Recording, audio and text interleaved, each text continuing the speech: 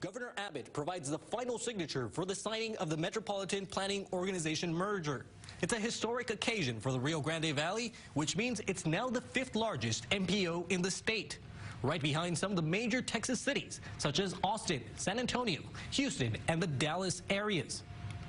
With the new ranking comes more access to more funds, which could lead to much more and better transportation projects in the near future for the Rio Grande Valley. But what exactly does that mean for the region?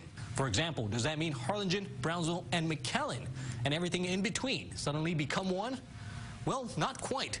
You see, the cities, municipalities, and established government, that will remain the same. In other words, the city of McAllen will remain McAllen. Brownsville, Brownsville, Harlingen, Harlingen, and so on and so forth.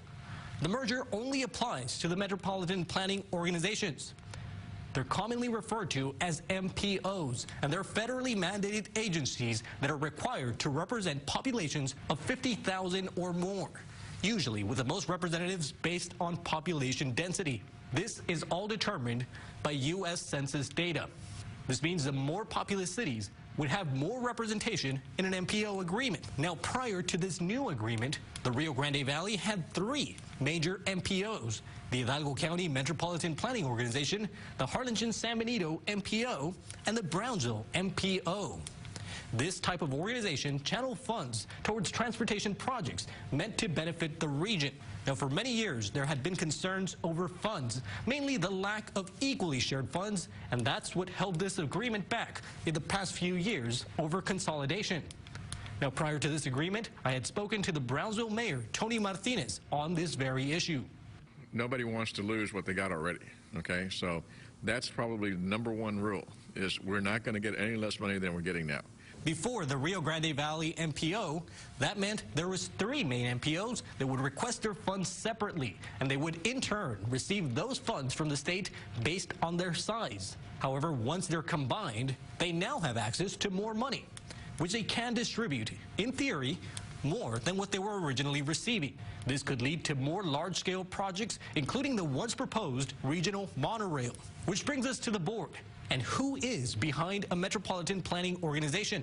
They're usually a sort of council or government, but the members are not often chosen directly by the members of the public they represent. That's because their roles are typically taken up by city officials such as mayors, council members, commissioners, and county leaders. For the creation of the Rio Grande Valley MPO, that means a total of 31 members with 10 required signatures from 10 city mayors and county judges.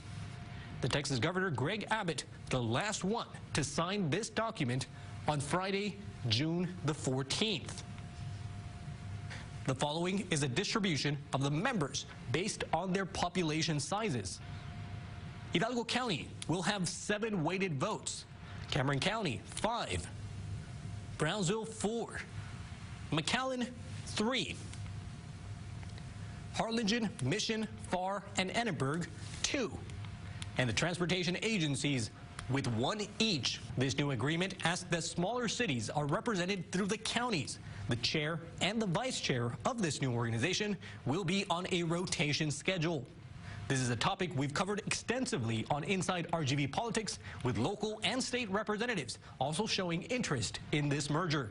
The MPO, we know that's a pretty big deal, especially down in South Texas. How is the House or the Senate dealing with that here? At this point, we're taking a hands-off approach. When I was a county commissioner, I supported the MPO merger. We believe that the state will have billions of dollars that we can tap into if Cameron and Hidalgo counties become the 5th largest MPO in the state. That can only benefit those counties as long as they work together, they come up with their own framework that they are all on board with, and I think it's a good thing. I continue to see it grow. I mean, it has grown exponentially over the years. It's Hidalgo County is one of the fastest growing counties in the state, if not the nation. And when you see the dynamics between both of our counties working together, I see it to continue to grow. It offers so much down there in the valley. And if you start looking at a lot of the legislation that we've been passing, it's all about regional type legislation. And then you also have the merging of the metropolitan planning organizations. That is extremely important for the valley and to see the growth in transportation and the needs of transportation. So I think you will continue to see it grow and expand, and there's much more to come. Transportation I'm working with the members on transportation bills. Transportation is huge. It's a huge economic, again, a huge economic driver for the Rio Grande Valley. If you think about this, when I was growing up, we didn't have rush hour. We have rush hour now. And so we all recognize that. And so I'm very proud of the delegation. We all work very closely together, and we help each other with our bills. You're seeing that more and more economic development partners here are working together, and with the new MPO that was created here, you're going to see more people interested in maybe bringing manufacturing facilities or plants to South Texas, because we have an interstate now. There comes funding with that. For the longest of times, it was a tug and pull to make sure that we got our, place at the table. I've always said you have to get in front of the conversation. You have to really kind of dominate the conversation, because what happens is Brownsville and all the things that are happening, and most of you in the news media and all the people out there listening are kind of watching a transformation, historical transformation of this great city. And we're going to have to adjust and adapt to a lot of those things. And one of the big things that we had going with this merger was I wanted to make sure that we account for that growth. An MPO is primarily responsible for transportation and planning needs. It means better roads in the future, meaning the average person may not notice the effects or the impacts of the new organization. It's a story we'll continue to follow.